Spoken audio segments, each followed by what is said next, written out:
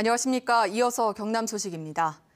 제19호 태풍 쏠릭이 북상하면서 경남 서부 내륙도 태풍의 영향권에 들어 있습니다.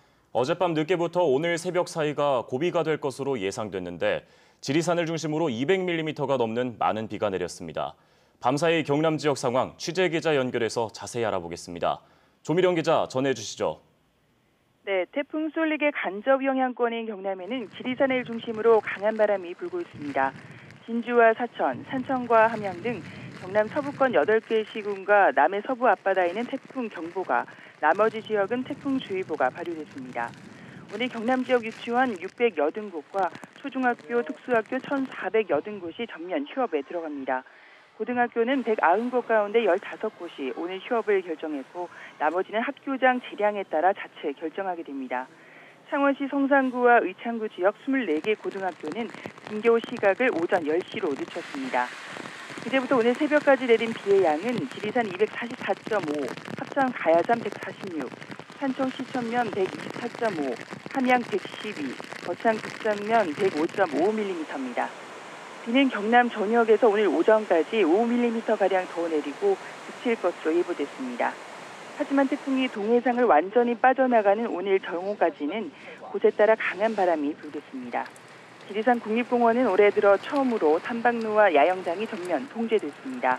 사천과 김해공항에서는 항공기 80여 편이 결항됐습니다. 또 바다를 가로지르는 사천 바다 케이블카도 운행을 중단했습니다. 경상남도는 지금까지 별다른 태풍 피해 신고가 접수되지 않았다고 밝혔습니다.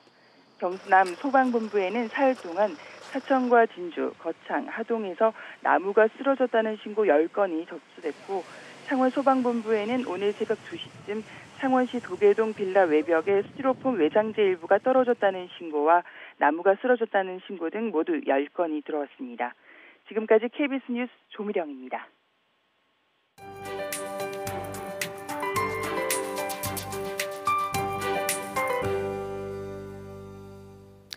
네, 밤사이 태풍의 경로가 또 약간 바뀌었습니다. 예상보다 조금 더 남쪽으로 내려왔는데요.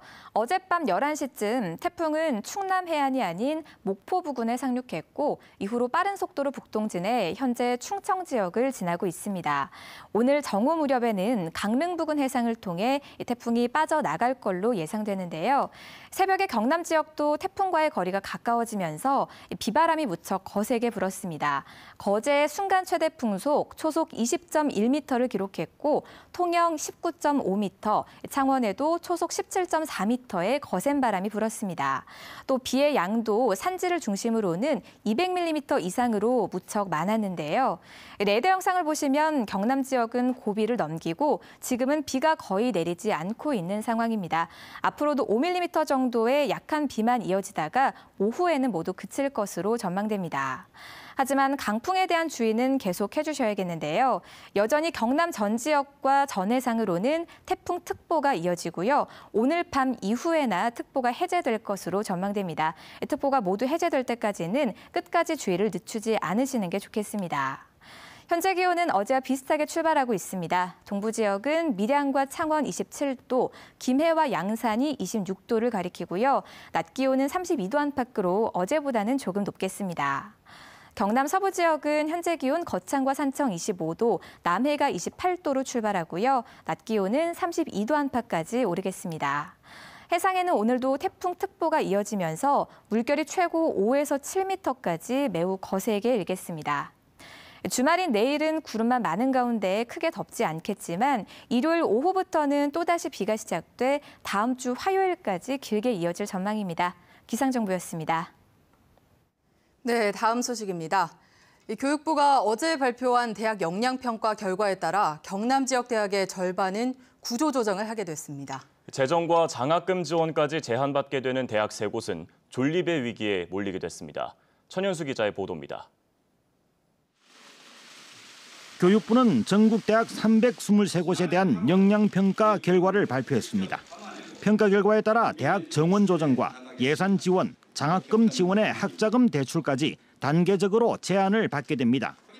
현행과 크게 달라지지 않는 자율 개선 대학에는 경남 지역 전체 대학 20곳 가운데 절반이 포함됐습니다. 4년제 대학으로는 경상대와 창원대, 경남대, 영산대, 전문대는 거제대와 도림남해대, 동원과학기술대, 마산대, 연암공대, 창원문성대 등 모두 10곳입니다. 영양강화대학에는 4년제로 경남과기대와 인제대, 전문대는 도립거창대와 김해대, 진주보건대, 한국성강기대가 포함됐습니다. 이들 대학에는 정원 감축이 뒤따르게 돼 4년제는 10%를, 전문대는 7%를 줄여야 하고 일반 재정이 일부 제한됩니다. 진단제외대학은 창신됩니다. 정원의 10%를 줄이고 재정과 특수사업 지원을 받지 못하지만 장학금과 학자금 혜택은 유지됩니다. 심각한 유역은 재정지원대학입니다. 가야대가 해당되는 1유형은 정원의 15%를 줄여야 하고 예산 지원이 제한되며 장학금과 학자금은 일부 제한됩니다. 한국국제대와 부산장신대가 해당되는 2유형은 더 심각합니다. 정원에서 무려 35%를 줄여야 하고 나머지 모든 지원에서도 제한을 받게 돼 존립의 기로에 서게 됩니다. 교육부는 이 신청을 거쳐 이달 말 최종 확정하기로 했지만 번복은 어려울 것으로 보입니다. KBS 뉴스 천연수입니다. 세계 최고 사수들의 축제인 창원 세계 사격 선수권 대회가 오늘로 꼭 일주일 앞으로 다가왔습니다.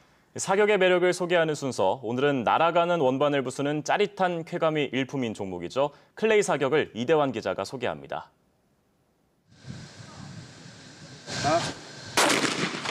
점토 원반이 시속 80km 속도로 날아갑니다. 풍부리에서 불꽃이 튀고 답탄 300개가 지름 11cm의 표적을 산산조각냅니다. 영국 황실의 비둘기 사냥에서 유래된 클레이 사격. 일정하지 않은 높낮이로 좌우로 날아가는 표적을 박살내는 트랩 종목이 가장 대중적입니다. 모두 6명의 선수가 5개의 사대에서 앞 선수를 밀어내는 방식으로 옮겨가며 경기가 진행되는데 한 라운드 25발씩 5라운드를 써서 상위 6명이 결선에 진출합니다.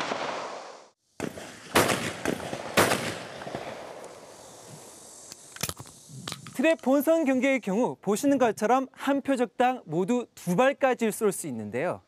하지만 결선에 오르면 단 한 발만 쏘야 되기 때문에 선수들의 긴장감은 더할 수밖에 없습니다.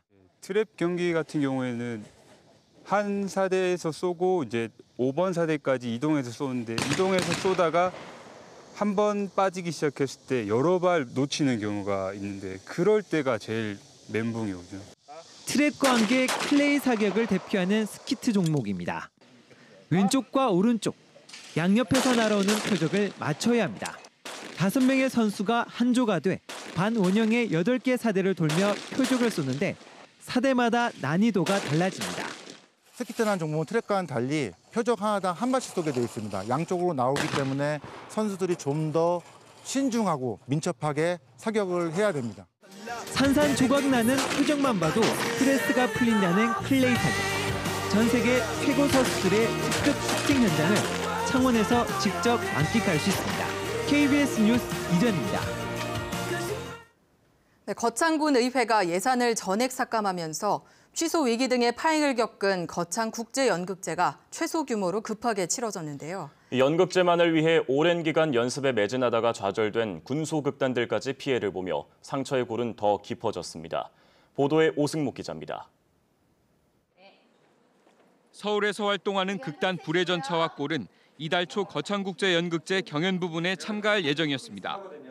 하지만 일주일 앞두고 연극제가 돌연 취소되면서 연초부터 연습에 매진해온 단원들은 좌절할 새도 없이 급하게 일정을 조정해야 했습니다. 다른 공연장에서라도 금전 손실을 줄여야 했기 때문입니다.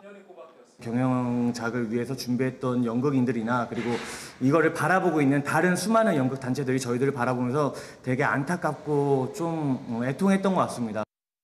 공연이 일주일 남긴 상태에서 그런 말을 들으니까 처참하죠. 처참하죠.